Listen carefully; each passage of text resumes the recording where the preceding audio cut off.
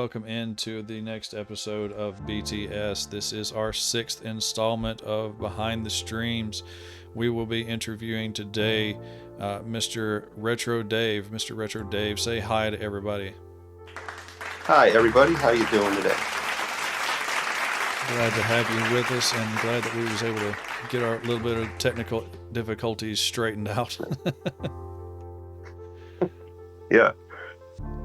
It wouldn't be a normal stream without technical difficulties. I had a marathon run a couple years ago where there was just my game just crashed right in the middle of my run, and I got it back up and running, and it happens. First question that I always ask people in these interviews is simply, where did the username come from? Why Retro Dave?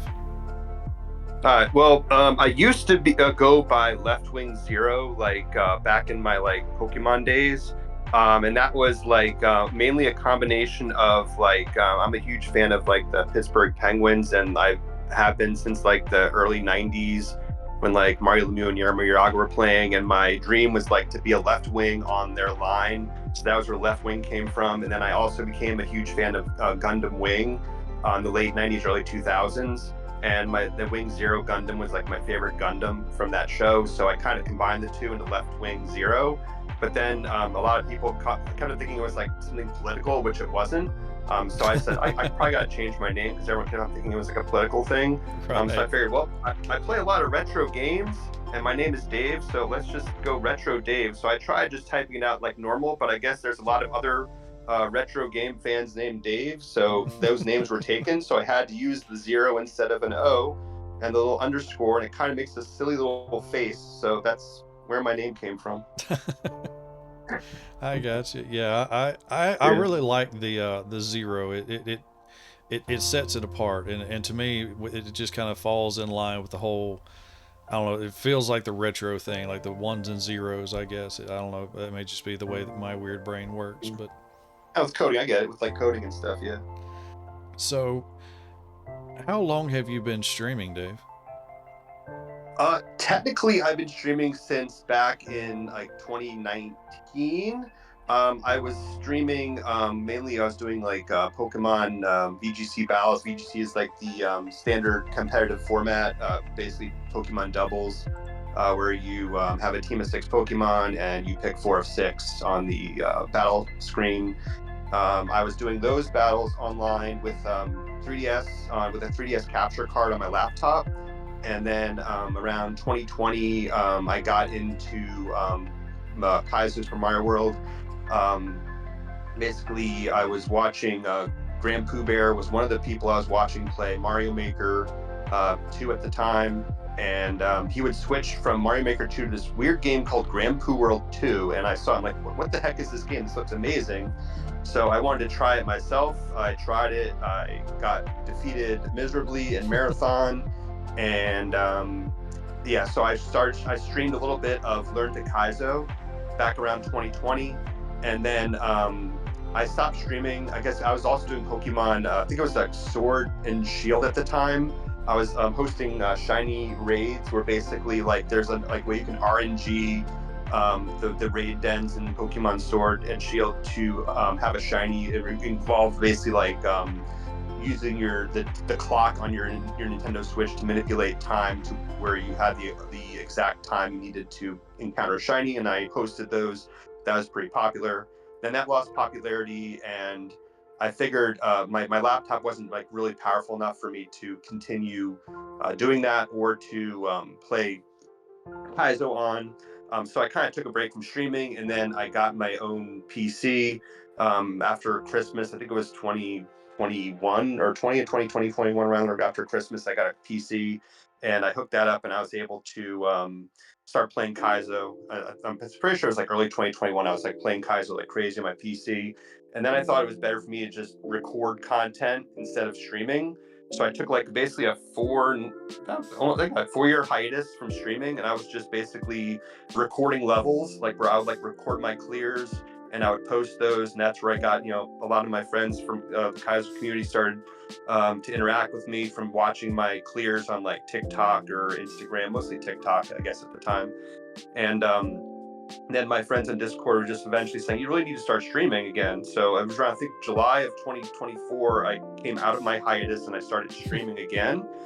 And I've been ever since. Mostly been Kaizo, but I've recently just started adding like randomizers, like Zelda, Metroid randomizers to the fray. And then more recently started adding Pokemon content to my streaming again too, because that's where I really started, was both Pokemon and streaming. So I figured I'd throw that back in for like a day a week also.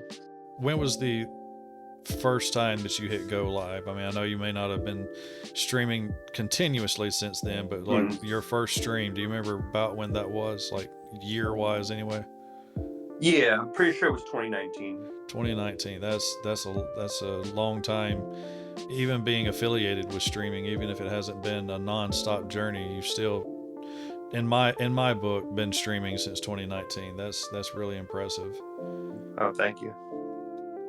Yeah, I became affiliate also, like when I was doing the hosting of the raid battles. The hosting of the raid dens for Pokemon Sword. That was like where I got most of my followers also.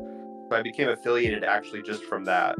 Nice. Even though it was like it was a quick fad that was only like really popular for like a month or two, and then it kind of died out. I got like probably about 600 followers just from that, because it was just people that were just coming on to follow me just so they can basically get free shiny Pokemon. Oh wow. Yeah.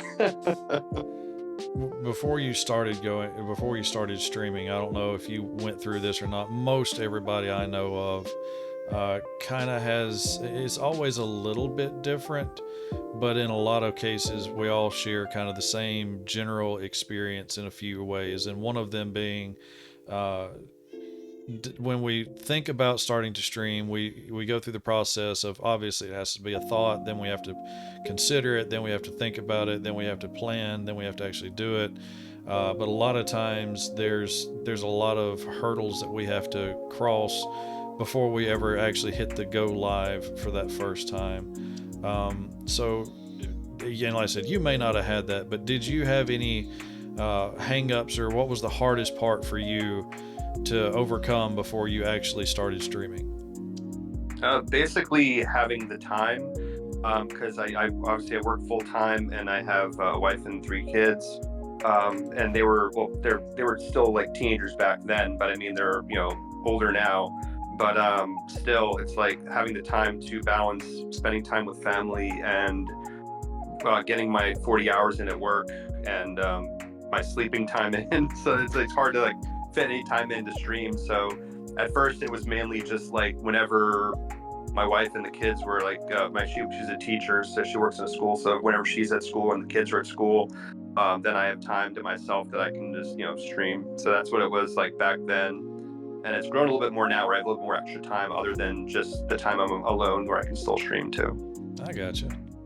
Yeah. Hey, what massive GGs to you, man, for keeping your family being the number one focus. And so as long as you've been streaming now, you may not have this, but do you ever have anxiety about a stream? Like, do you ever, before you hit live, do you ever still get butterflies, or feel kind of nervous about going live? Not really. I mean, a lot of like the type of atmosphere I'm in when I'm playing games, especially from like speedrunning, that has nerves on its own. So I know to like really not look at that as a fear. And also, like, since I've started, I'm still kind of a smaller streamer, so I don't really have a lot of people like watching me. So it's not that as much pressure that I'm gonna be like having like a bunch of people watch me. So that kind of helps too. But I've had times where I've had like humongous raids come in. I'm like in the last level of speed run, and I still able to clutch it out. So there is some nerves that come into it, but I think to myself, just I just gotta have fun. I mean, whoever shows up. Bottom line is I just gotta have fun with who's here, who just wants to come hang out with me. The biggest thing is just have fun with it. So you told us kind of your first experience of Kaizo was you saw someone playing Granpoo World. What was your first hack that you played? I mean, I know you said you streamed a little bit of like, what was it? What was the old Kaizo to learn? Learn to Kaizo. Learn to Kaizo. So I definitely don't want to take anything away from that. It is truly a legit Kaizo hack. I mean, that's what it is. but I also still kind of consider that more of like a tutorial hack. So, do you remember what your first quote unquote actual hack was that you played? That I streamed or that I played? Let's go with both. First one I played, well, I did Grand Poo World 2. Technically, that was the first one I technically played, but I couldn't beat Marathon and I quit, went to learn to Kaizo. The very first hack I played after that and first hack I completed was Quickie World 2. Oh, so you played Quickie World 2 first. Yeah, Quickie World 2, because that was like back in like 2020, there wasn't as many beginner hacks out there. That was seen as like the golden standard for that's your first hack you want to play is Quickie World 2, because there wasn't anything like easier than that really back then. Oh wow. That you could like really choose. I mean, there was a couple that people weren't like talking about. My second hack, like Super Moo World, that was, I felt, a lot easier than Quickie World 2, but not a lot of people were talking about that. A lot of people were just talking about Quickie World 2 instead. That must have been before the days of FNB hacks. Yeah, it was before FNB hacks, yes, for sure. So the rating system doesn't necessarily always mean hard or easy hacks. At the same time, what is an easy hack for you may not be an easy hack, for me, and vice versa. Some people are phenomenal shell jumpers. Some people, they're better at swimming, and I mean, everybody's got their own caveats, the things that they're best at. So when I ask this question, I don't necessarily mean rating wise, but for you, and even given the amount of experience you had at the time, what would you say is probably the hardest hack that you've ever beaten? Hardest hack I've completed is Casio. Casio, yeah. Casio Mario World. Do you remember about how long it took you to get that one knocked out? It was probably close to a month. With I think it was mainly I'm trying to like the first half of the hack I blew through, but it like the second half of the hack, especially like the Blue Switch Palace and the Alexa Pro and Freaky Eyes, those each took me, I think, like at least 3 streams per H, like per section of the level, not even the level, but the H of the level. Wow. It was just insane. Yeah, I've seen a few people playing some of Casio. I mainly know Casio because of the infamous Casio water level, or the Casio pressure water, whatever you want to call it. Yeah. I've heard that a lot. And isn't Casio the one that the final boss is the chick with the sword and the lightning, or am I thinking of a different one? Oh, you're right. Yeah, Fennel. Fennel, that's it. I couldn't remember. Partner Fennel. So sometimes people have like goalpost hacks that they set up, that one day when I get good enough, I want to play, X, Y, or Z, or whatever it may be. Is there any hacks out there that you one day want to play that you just haven't either had the time or the courage to try to tackle yet? I mean, one of my good friends, Britt, she's always pressuring me to play Hacker's Dream. I eventually want to play all the hacks, but that's like one that's, I guess, like the gold standard for like not many like human players have actually completed all of it. I think it's like still less than 10 have completed it fully. IRL, I mean, RTA, like without like using like, I mean, save states obviously like you to practice, but I mean like using tools otherwise to complete it. Oh wow. That'd be one, probably Hacker Stream eventually. That's gonna be well down the road, like at least probably like 10-15 years down the road. I mean, I'm gonna beat all the hacks, but that's gonna probably be near the end of the line where I have all the ultimate experience of having like every other hack under my belt. Like, okay, I can finally take this on now. God, yeah. I can't imagine even considering playing one that's known for needing tasks to do. Yeah. But I also want to say that for you, and I just remembered that for you to say that one of the hardest hacks that you've beaten was not actually it's not mycelium. What's the name I'm looking for? The one that you have to put all the inputs in. All the inputs in. What for? Like, what is that like in the unknown? The one level in Jordan where you had to like put the inputs in for like the blocks. But it was that whole hack that you played that was that way. Oh, Memorabilia by Light Memorabilia, Light and that's Sailor. it. Yeah, yeah. Yeah, I That went. that was up there. That was, I mean, but it's weird. Whenever they make, I mean, they're my favorite creators for a reason. They think outside the box. They are always making hacks that aren't just like the standard everyday hack. They're always doing something special with the hacks they're making. And that one in particular, it's like your brain got wired a certain way, like where you just knew how hard to push the buttons in for button input to make the jumps, and you kind of knew how long it would take you to get to certain spots. So after a while, your brain just got like retooled into, this is how I do this. And then it ultimately came out to like, I think it was level 6, where it was like basically all like one level where it scrolled for you. You can go back into a door to re-scroll level to see what it looked like. And then the very last screen in the credits of the last level, where it's basically a vertical auto scroller, which they're famous for, and you had to do that gimmick throughout that whole entire vertical room. Those two were like the biggest challenge of all. Otherwise, it was just like any like Nightmare Cafe single screen room hack where like, yeah, you gotta do the gimmick, but you get a checkpoint every room. But those two were the ultimate challenge for me. Gotcha. Yeah, Yeah. I played that level in Jordan, and it was tough. And then somebody in chat was like, they make a whole hack of this, and I'm like, more Mm-hmm. power to those that do it. And as fate would have it, it wasn't but like a couple weeks after I did that I saw you were actually playing that hack. I was like, holy crap, he's got more guts than I do. He's actually Mm-hmm. trying to tackle that whole hack, and you did it. And it really didn't take you that long, or maybe I just missed some of the streams, but it seemed like within a few weeks you had the whole thing knocked out. Yeah, I did. I took some breaks with it because that was everyone keeps on teasing me about this, but that was the hack I chose to be a break for my hands when I was playing Baron of Shell. So I started that. I think it was at the beginning of last year, I believe, at the beginning of 2025. I started Baron of Shell, and when my hands got tired, I wanted something easy to play on my hands, and I picked Memorabilia. And everyone said that I was insane for having an expert hack as my break hack for another expert hack. For real. Yeah, let's take a break with another expert hack. Yeah, exactly. So yeah, I took breaks in between. Then when I beat Baron of Shell, I went back to finish off Memorabilia shortly after, just to get that finished off. Do you have a favorite hack creator? Oh yeah, yeah, like I said, like, definitely Light and Sayla. I mean, there are a lot of really great creators. I mean, I'd have to like think really hard to like formulate a top like 5 or top 10. Just right now, like everyone is so talented at the craft of making hacks.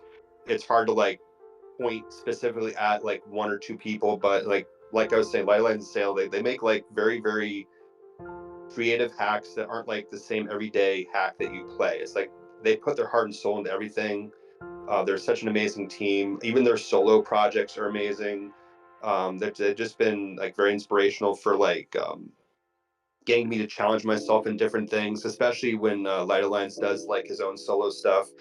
He'll do things out of the box like chirality, where like you have to like reverse your inputs on the controller, and like like right is left, left is right, up is down, Oh down is my. up. It's like yeah, it's like they make a lot of creative stuff. The music's killer. They're um, the levels are killer. The challenge is like a very like specific like high intermediate like difficulty with most of their hacks. I know when they made First Step Forward back before the difficulties changed, they said it was very hard for them to make a beginner hack because they're so used to like making that like sweet spot of like upper like the way I always call it, I always joke around, I call it a 6.9 out of 10 difficulty intermediate hack. It's like just it's something special. That's why I think they're my favorites. So do you have like a favorite kind of hack? Like I said, I mean, there's people that some people really love shell hacks. Some people like precision hacks. They like. There's even some people that I worry about that really love flying hacks.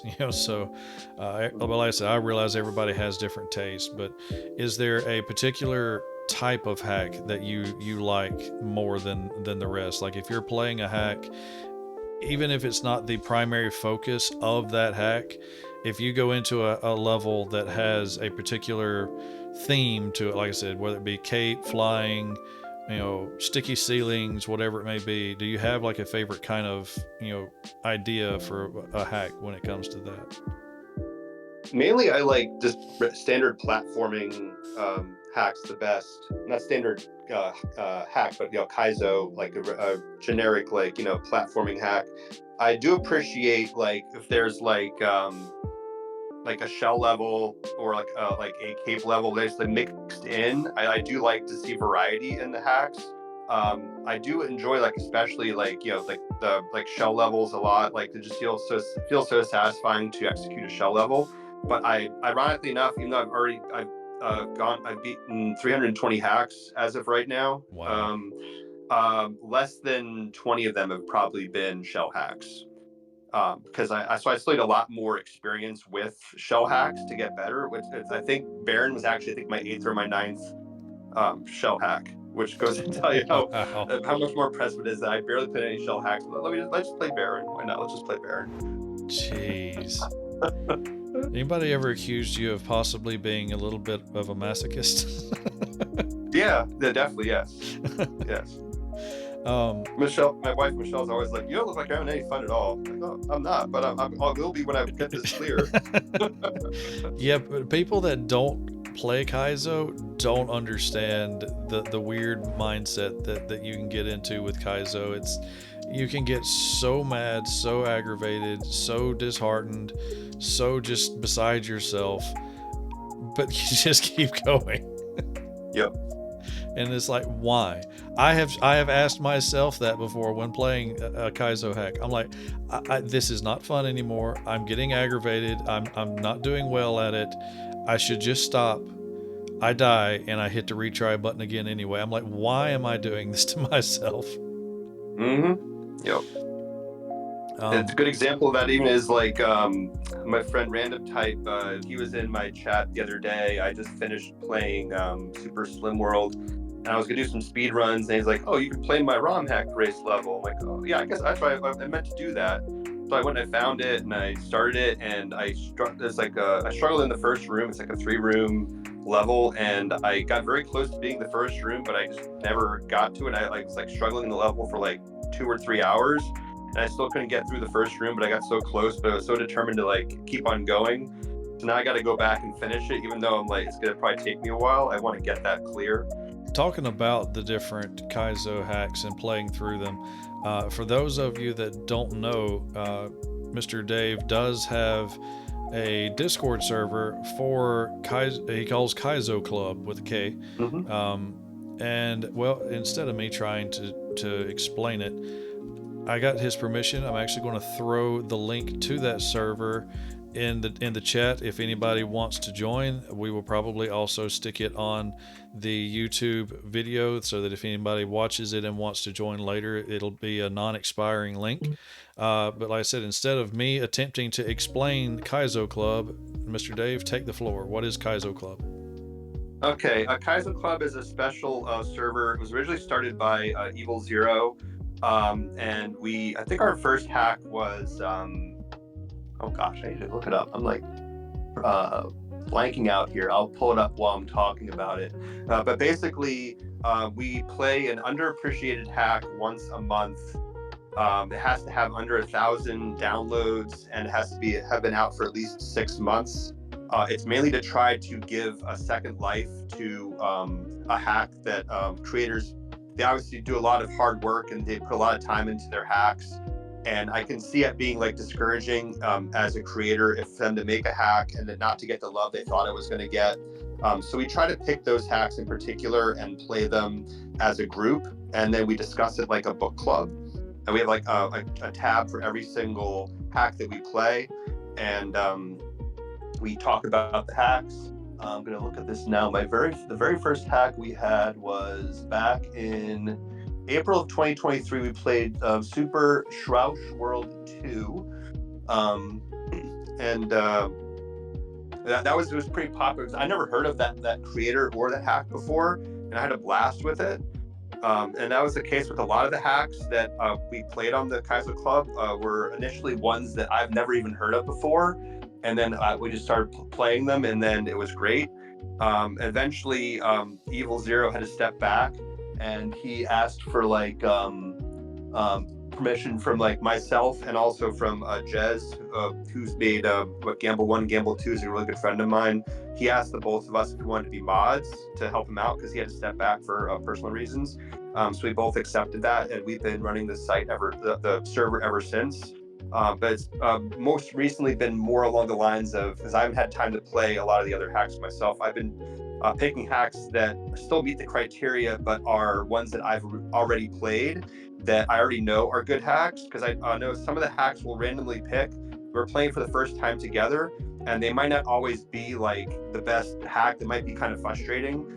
So I was trying to go along the lines of, well, let's, because I think there was like a couple of specific hacks that really turned some people off we picked, and then they kind of drew them away. We're like, well, maybe all these hacks we're picking, maybe they're not popular for a reason. So I wanted to kind of help that and like pick some hacks that I already had experience playing that I knew people would like, and that seemed to help a little bit.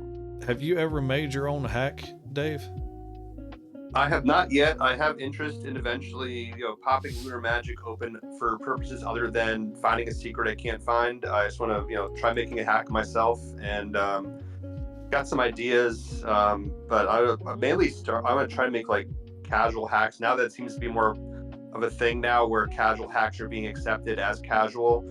That I can kind of sense where the difficulty is in that, where I can try to make something similar that's fun for beginners to get into.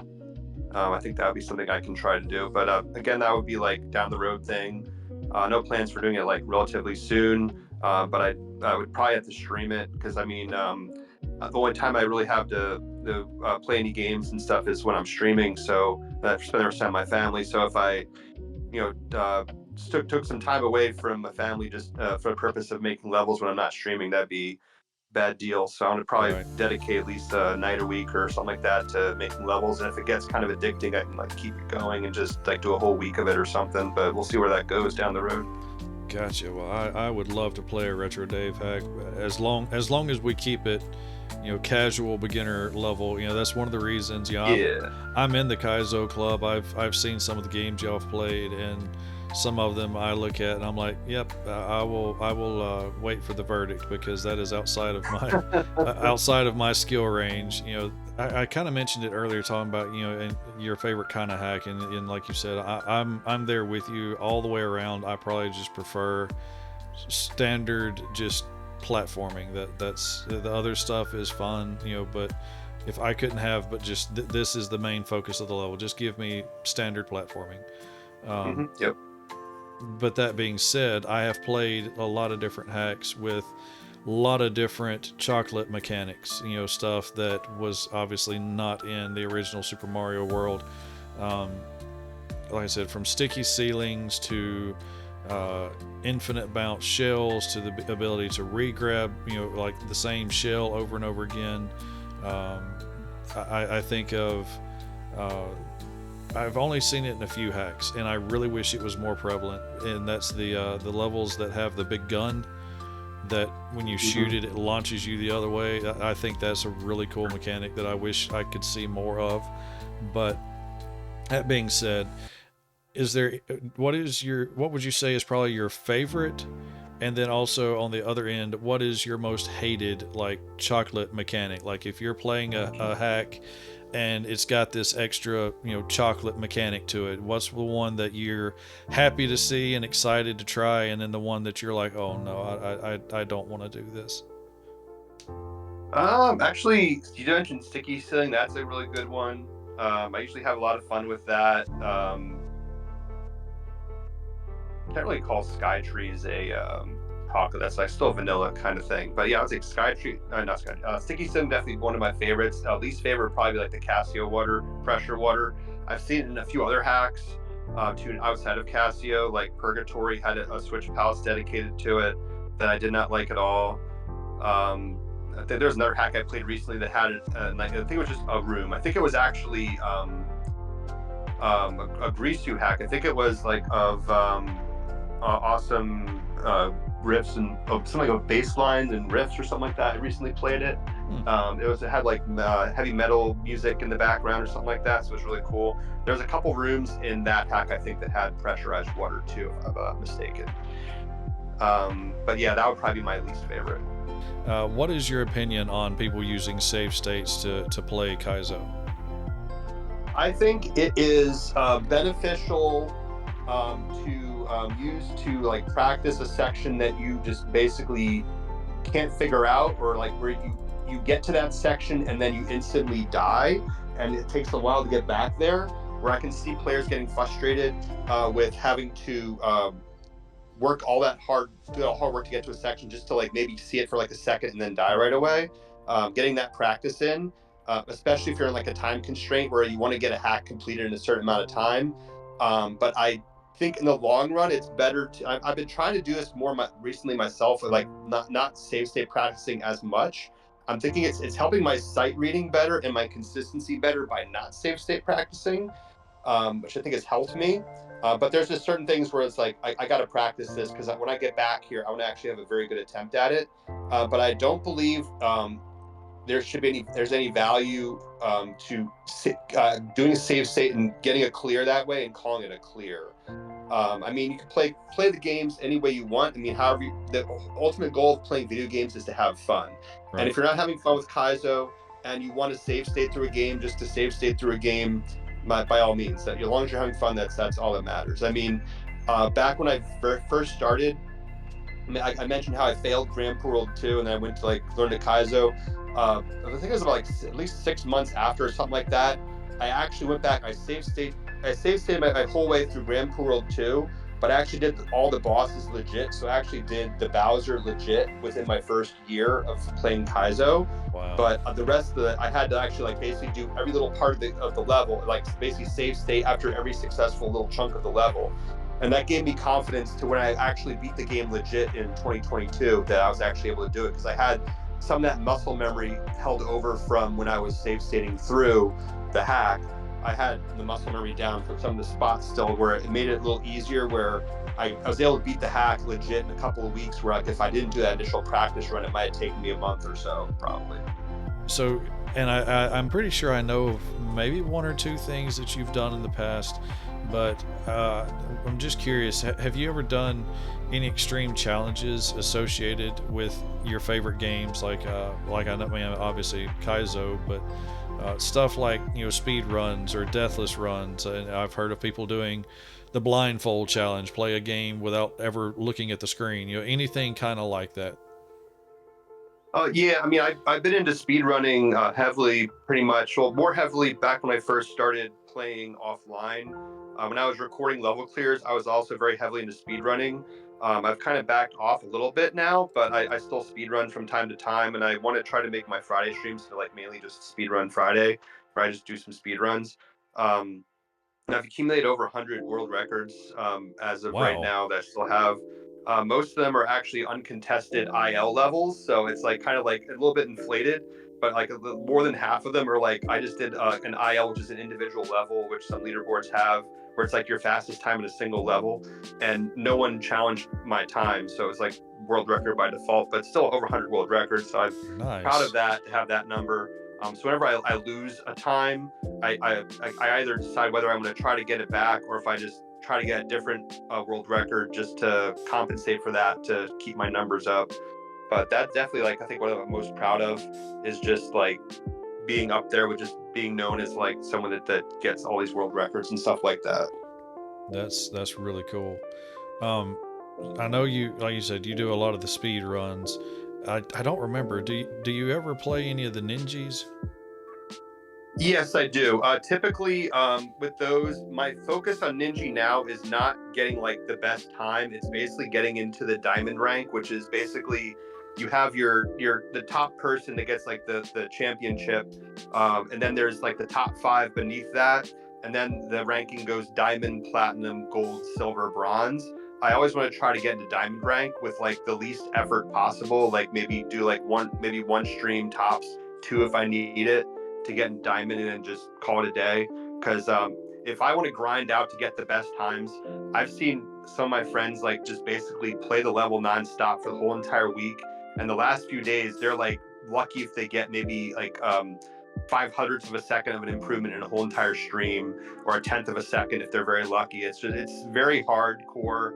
It goes to show like where it's a different type of talent with like the precision and the inputs needed to do well in Ninja.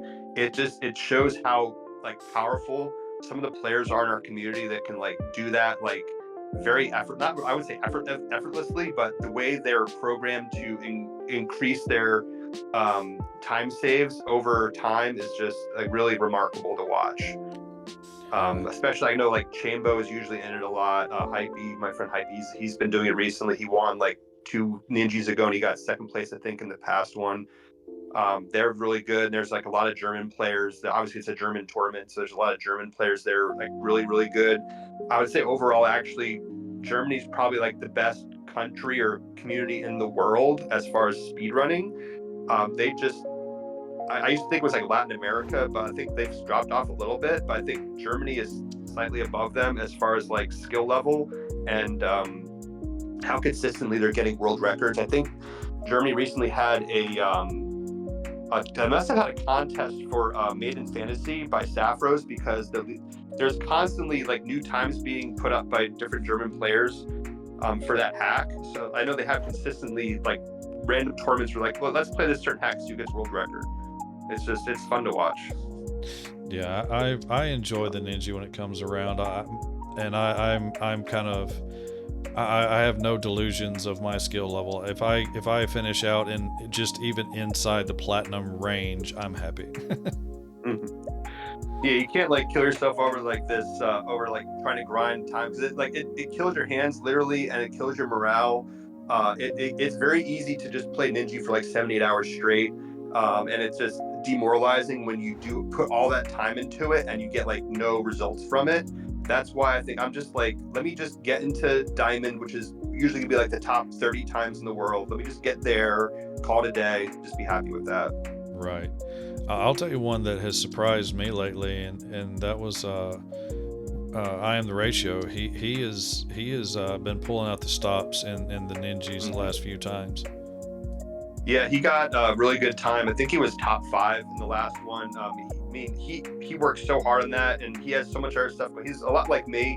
He's actually like about like a month older than me, but he's very similar. Like he has a full-time job. He has wife and kids, same thing type of thing. We're going through it together. So he's like a really big mentor to me, especially recently. Just like he just has been like such a positive influence on myself. So I'm really happy with his success with that because I know it means a lot to him with all the hard work he put into it, and it just goes to show like how good he is at just like learning the level and like just consistently getting better. And we recently had, I don't know if you've heard of the Kaizoff. We have a group called the Kaizoff. It's another group that I'm involved in where he just recently got second place in the platforming tournament. Germdove beat him in the finals the other day, and I got third place in that tournament. And Ratio is the one that beat me to get to finals. Nice. Yeah. I mean, not nice that you got beat, but I mean that's impressive. That's wow.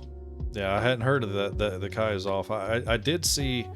I think it was Hypey that I saw like commentating with somebody else watching Ratio and Germdove play, but I wasn't exactly sure what was going on. But yeah, I can explain that too if you want. Yeah, sure. Yeah, that's another server. I'm not in charge of that server. That's hosted like by a couple, like by Plagiarize or Thirst for Power, Ratio, Chaos Brit. They're like the main, Super Derek. I think they're the main people that are behind that one. Mainly, it's just we have a bracket format for platforming hacks and a bracket format for now we're doing shell hacks as an experimental tournament. It's basically anyone can join, and you basically get. We have a preliminary round to start with to see kind of where your skill level is compared to the rest of the players in the field. There's usually an upper bracket and a lower bracket, like the higher skilled players and the not as high skilled players. They're still, you're still a good player, but you're not like as highly as the other people. They're joined. So you have your own bracket, like where you're basically going to be playing against people that are comparable to your skill level. And it's usually double elimination, where if you lose once, you go to the losers bracket and you have to basically face off against other players that lost to work your way back up to the finals, which is against the person that like hasn't lost at all. And we're doing shells right now as experimental one where we're just playing shell hacks. And The rule for that is usually it has to be a hack you've never played before. And Ratio has done a lot of amazing things for the community. He's made the SMW Central database, where basically it's a site he runs where you can basically get all the hacks. You provide your copy of the ROM and you can get every hack on the site in like mere minutes. He's also done a good job with making the site for the Kaizoff, where he has it set where we know who we're playing, and we also have it listed where all our hacks that we played are in the database. So when we're rolled a hack to play, it automatically knows which hack that neither of us have played. So it's another cool feature. Wow, that is awesome. Well, when you do stream, I know you mainly play Kaizo. Do you have like what is your system set up? Like, are you using an emulator? Do you use like I know Mr. Pixel uses a Mister console. Some people use like a Super Nintendo NT. You know, there's a lot of different ways to play. I use original console. I can actually probably flip my camera and show it. Actually, I play on original console. That's my Super Nintendo. It has an SD to SNES with SD card in it. It has all my hacks on it.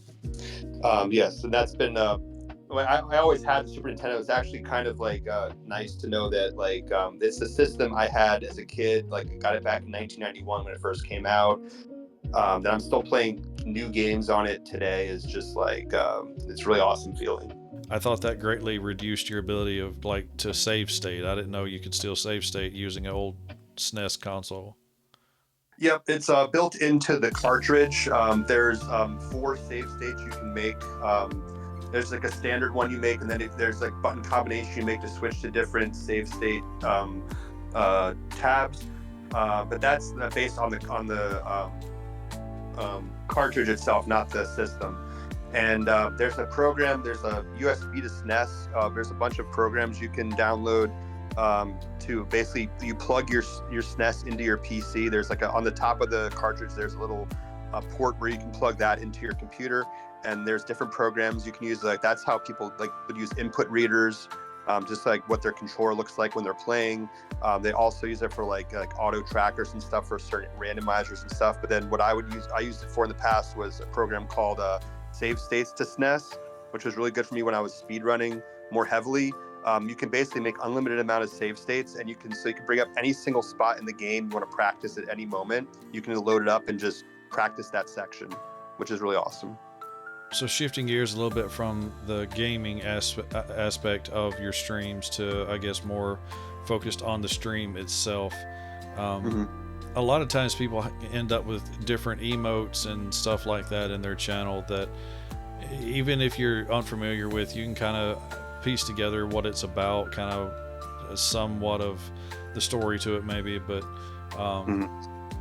sometimes there's emotes that make no sense without context, or even if they do, if you understand the backstory behind it, you understand more of why this emote exists. Do you have any kind of emotes in your channel that have a special story or meaning behind that somebody might not would know right off the cuff?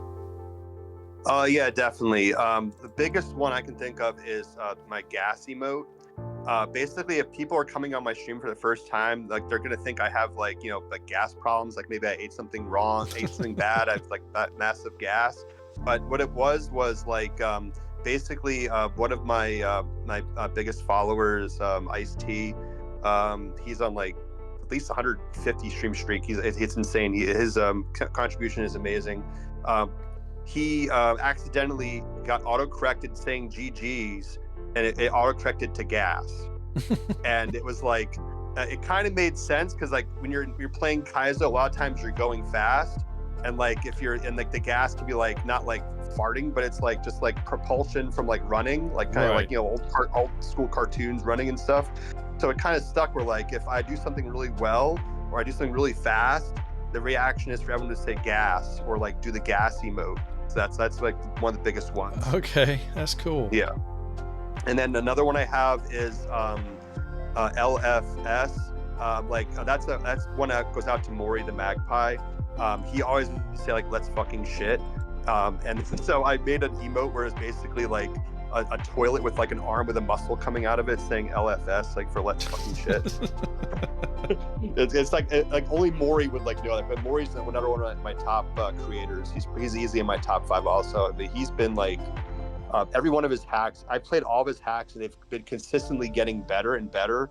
And I was able to play test Fresh Hops 2 for him, and that's easily his best hack, and it's his latest hack. But he's another creator that I really respect for all the work they've done. Gotcha. Yeah. Yeah, like I said, those are always funny because, you know, I mean, somebody might would have seen the gas and been able to infer something about it, but yeah, exactly. Knowing the story makes it even better. So, and with this question, whatever the first thing that comes to your mind is kind of the main thing that I'm after, or, you know, sometimes it's a couple things. If so, it's fine. But what would you say is one of the most memorable things that's ever happened to you while streaming? Most memorable easily would be, I can even remember the day. It was July 31st of last year. My engine on my car broke down, and I had to get like taken to work from a tow truck, and I had to be taken home from work from a tow truck. I got to start streaming late. That was my final push in Casio also. I was in Freaky Eyes, and the whole entire stream, everyone was just like, I told my story about my car. I was getting constant, I'm not one to get like a lot of like hype trains or subs or anything on my channel. I mainly do it for fun, and whatever I get it. I don't think of that as like the primary reason I stream. I stream just for having fun and having fun with my friends. Right. But like, there was like, I probably made like $200 to $300 that stream. Everyone was just so generous. They were so like thoughtful. They heard my troubles with my car. They all wanted to help out, help me pay for my, if the worst case scenario, new engine for my car. And then I got the H. I got to Fennel that same stream. So it was. I literally cried on stream. It was so thoughtful that everyone could like be that meaningful in the Kaizo community to say, look, this guy is having a serious problem. Let's help him out. It was just great. That's awesome. Yeah. Yeah, sometimes the generosity of people can just be so overwhelming. Mm-hmm. Is there any advice that you would give to someone that is thinking about starting to stream?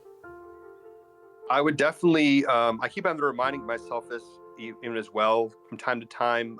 You're not going to be like big to start. You can't expect to click go live and get like hundreds of views. Like you'll be watching, like you can watch your friends on like their TikTok videos, or you watch your other friends on Twitch, or you see like videos, like shorts on YouTube of other famous like YouTubers. You can't expect to be like that right away. You have to, it takes a lot of hard work. One thing I have to get better with is networking. It takes a lot of like being in other people's streams, getting to know a lot of people, making friends in the community. That way you're supporting each other's stream. I think you need to work on, especially a newer streamer, getting to know more people in the community, getting to share your love for their stream so they can in turn share their love for your stream. I think that's a very healthy way to grow. But you can't have the mentality of, why am I not getting viewers? You just got to basically know that you're doing it for fun, and know that your whatever friends show up, they show up. But you got to realize that there's a million other fish in the sea. There's millions of other, not really millions of streams, but there's a lot of other streamers out there playing at the same time as you. So it's a very hard choice for them to make sometimes too, where they got to pick a streamer to watch. It's not always going to be you. You can't get your feelings hurt. I mean, you just got to keep on going at it and play the game and have fun with the game. And whoever decides to show up, then you just, you interact with them and give them the best time you can give them. But that'd be the best advice I can give. Just have fun. Don't let the numbers get to you. And do all the networking you can to make more friends, and support other people as well. So, and especially with you, as long as you have, like I said, even if it's not been consecutively, but as long as you have been streaming and exposed to streaming, is streaming now what you expected it to be when you started? I mean, I think I was like expecting to be like a little bit like kind of like more into like getting like higher connectivity and like higher numbers by now. But like I think again, that's like mainly, I think my time I have to stream balancing versus my life commitments and stuff, I don't have a lot of time for networking. And I think that is the key facet to growing as a smaller creator is networking.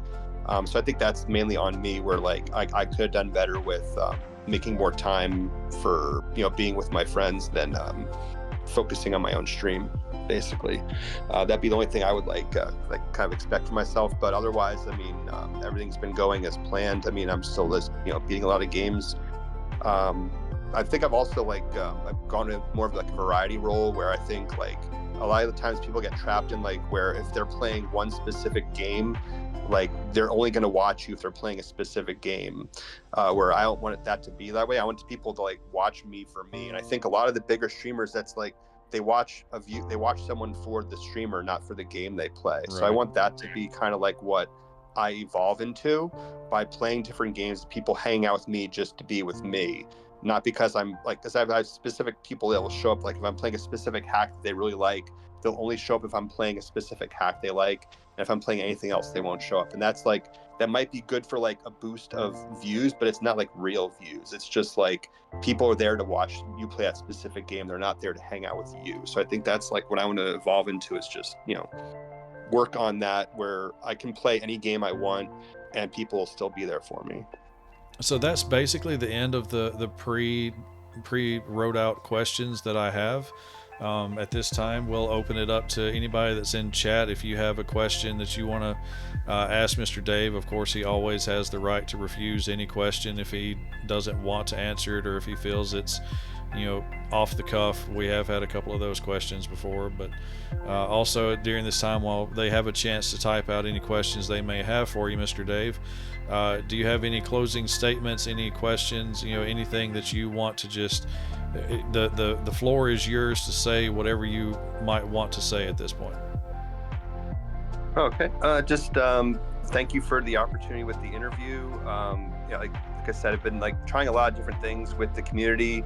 I've also been involved with marathon runs, where I basically every year we do 1 or 2 marathons where like I'll get to pick whatever hack I want to play. I have to sign up for the marathon ahead of time.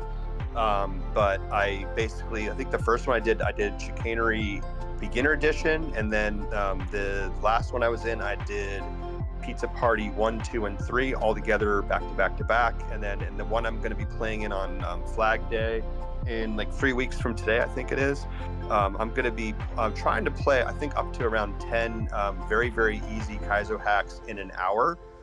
So that's going to be interesting. But I like the challenge of myself. I appreciate everyone that's been, kind of like cheering me on. Know that if I'm not as chatty, if I'm focused on a game and I see you cheering me on, I really do appreciate it. And you're very much part of like my energy going forward in any challenge I'm doing. Just thank everyone in the community for giving me a chance to, perform and be there with the rest of you, and for coming in when you have other streams you could be watching, you choose to come to watch mine. It does mean a lot. I definitely do appreciate it. We have a lot of big things to come just with my variety streaming, all the randomizers I'm planning, maybe eventually hack creation. Just a lot going on, and we'll continue to do so. But yeah, thank you again for the interview. I really appreciate the opportunity for that. Yes, sir. I appreciate you coming and doing it. I'm glad we was able to get the technical issues pretty well resolved. But yeah, so if you're not giving Retro Dave a follow, I do strongly recommend it. I don't know why you wouldn't. Just give him a follow, drop in, say hi. Definitely sounds like Dave has got a lot coming down the pipe still, with his different marathon runs, his different speed run events, his Kaizo Club, which if you haven't played before or if haven't seen and you're into Kaizo, would be a great thing to do. But until next time, everybody, take care, stay safe, and ooh-wah. Ooh-wah.